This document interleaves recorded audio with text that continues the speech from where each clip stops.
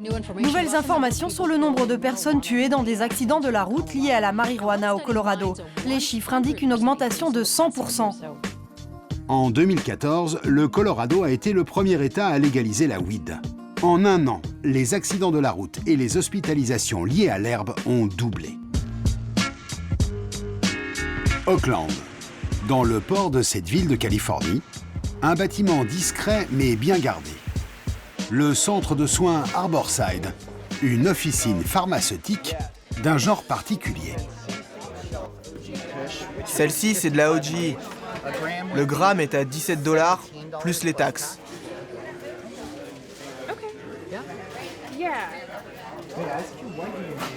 Pourquoi avez-vous besoin de cannabis? Contre l'anxiété. C'est pour des raisons médicales? Oui. Ça m'aide à me détendre, ça m'aide à dormir. Quand les Californiens souffrent de maux de tête, ce n'est pas forcément des anti-migraines qu'on leur prescrit. Dans cette boutique, par exemple, il n'y a qu'un médoc, la Marie-Jeanne. Dans cet état, le cannabis à usage médical est autorisé depuis 1996. Andrew D'Angelo, pharmacien en herbe, a créé le Harborside Center il y a 10 ans. Il est ouvert à tout porteur d'une ordonnance médicale. Ici, on a toutes sortes de fleurs. C'est comme le vin. Il y a beaucoup de variétés de cannabis. Regardez, on peut même mettre du cannabis dans la nourriture, dans les bonbons et même dans les macarons.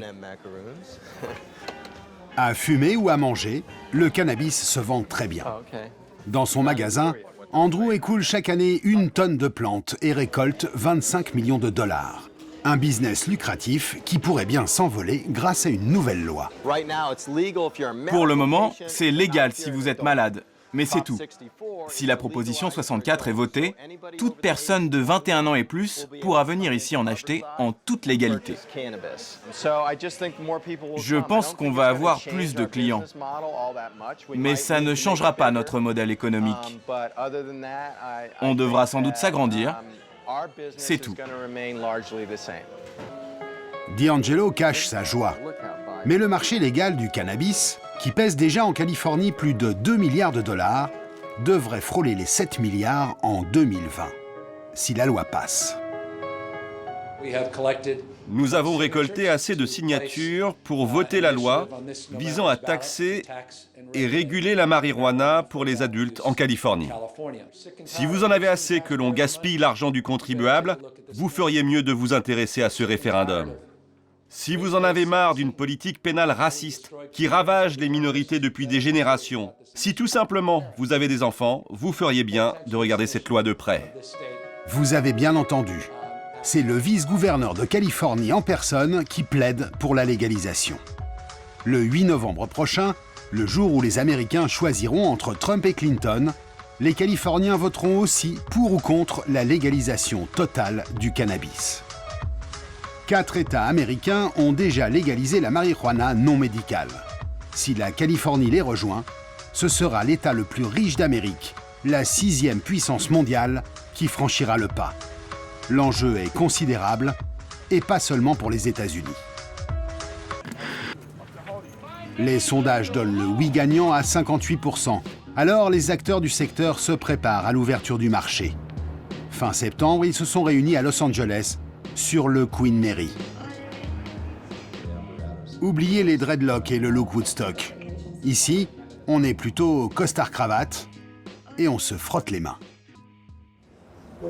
Il ne faut pas diaboliser les gens qui se droguent. S'ils se droguent et ne font de mal à personne, ce n'est pas le problème du gouvernement, ni même de l'employeur. Alors faisons ça bien. Bonne chance à tous. On peut y arriver. L'avenir est entre nos mains. Merci beaucoup. Ethan Nadelman défend les droits des consommateurs de drogue depuis 16 ans. Il s'est beaucoup battu pour que la proposition 64 voie le jour.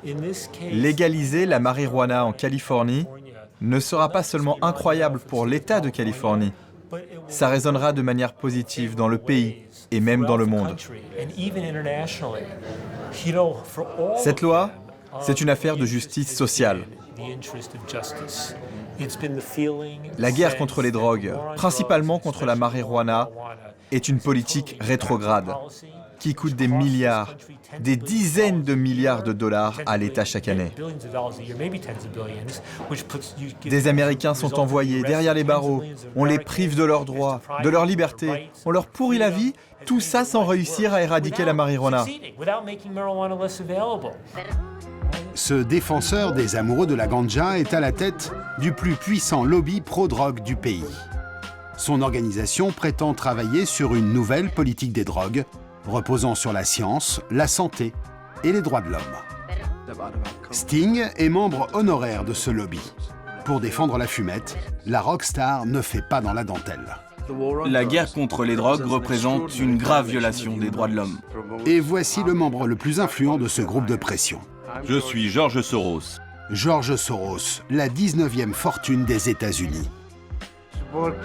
Je soutiens l'Alliance pour une politique des drogues, car cela fait avancer le débat. Soros a mis 5 millions de dollars sur la table pour les pro-cannabis. C'est vrai qu'il faut dépenser des millions pour faire passer une loi en Californie. C'est ça la démocratie directe. On vote directement. Et c'est vrai, c'est malheureux, mais il faut reconnaître que les membres du Congrès, les législateurs, sont très influencés par les lobbies et par l'argent. Et l'impact de ces lobbies est vraiment très fort sur leur vote. Pensez-vous que les philanthropes peuvent investir des millions de dollars à des fins lucratives dans ce business? Non, vous êtes sérieux?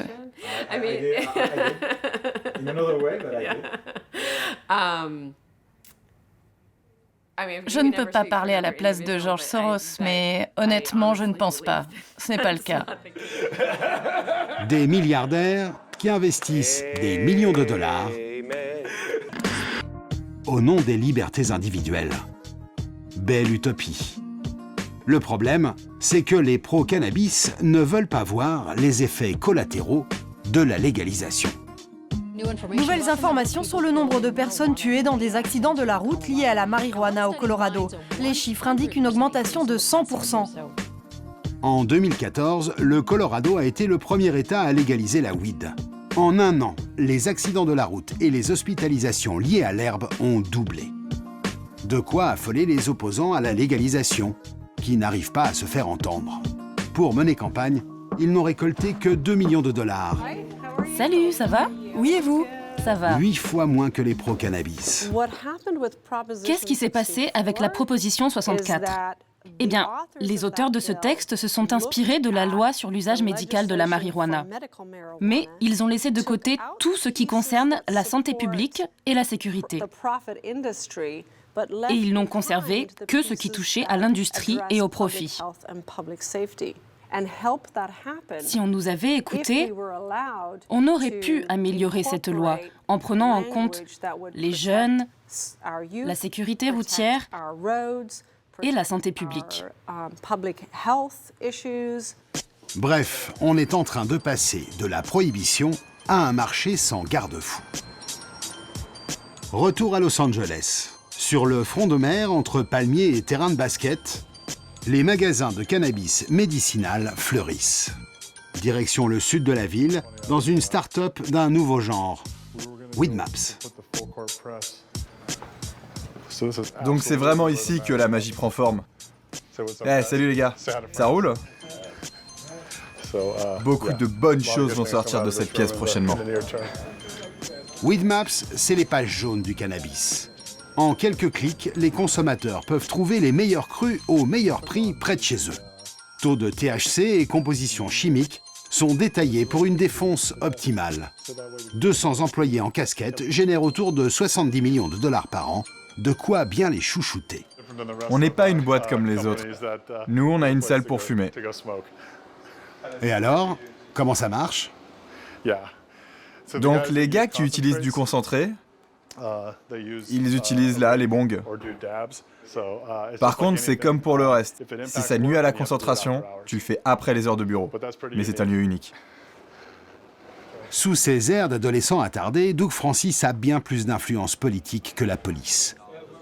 Le patron de Weedmaps a lâché plus d'1 million de dollars pour le oui. On a décidé de donner une somme importante pour être à la table des négociations, pour faire bouger les lignes en faveur de notre industrie. Qu'est-ce que vous voulez?